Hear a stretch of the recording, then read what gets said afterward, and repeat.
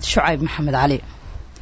gudoomiyaha golaha shacabka Soomaaliya ayaa madaxda AMISOM kala hadlay sugidda ammaanka xarunta golaha shacabka sidoo warkani ku faahfaahinaya Maxamed Cabdisalaan Cumar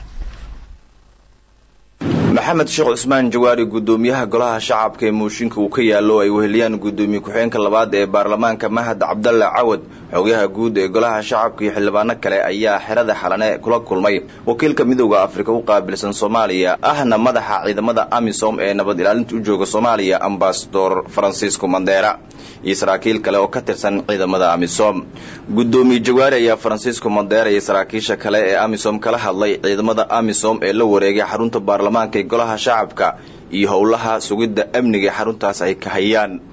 warar hoose oo ay helayso KNN ayaa sheegaya in gudoomiye Jawaari uu xubnahaas ka dalbaday in ciidamada AMISOM ee hadda ku sugan xarunta baarlamaanka ay ku sii sugnaadaan xaruntaas ilaa inta laga soo gabagabeynayo cod u qaadista mooshin ka dhanka ah gudoomiyaha golaha shacabka ee baarlamaanka Soomaaliya Maxamed Sheekh Cusmaan Jawaari warar kale ayaa intaas ku daraya in madaxda AMISOM ay aqbaleen in ay dardar geliyaan howlaha sugidda amniga ee xarunta golaha shacabka ayadoo AMISOM ay waajibkeedu qayb ka yahay sugidda amniga gudoomiyaha golaha shacabka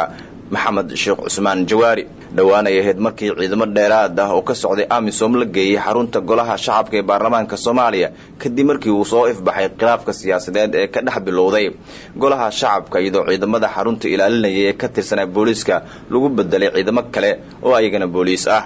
gudoomiyaha golaha shacabka Maxamed Sheekh Cusmaan Jawaari ayaa markii ciidamada dheeraadka ah ee ka socday AMISOM iyo kuwa booliiska ah la geeyay xarunta golaha shacabka ee baarlamaanka Soomaaliya wuxuu ku eedeeyay arintaas inuu ka dambeeyo ra'iisul wasaaraha xukuumadda federaalka Soomaaliya Xasan Cali Kheyre isla markaana uu sheegay in la wareegay madax banaanidii golaha shacabka inkastoo hadda gudoomiyuhu u muuqdo inuu bedelay mowqifkiisii ku aadanay arintaasi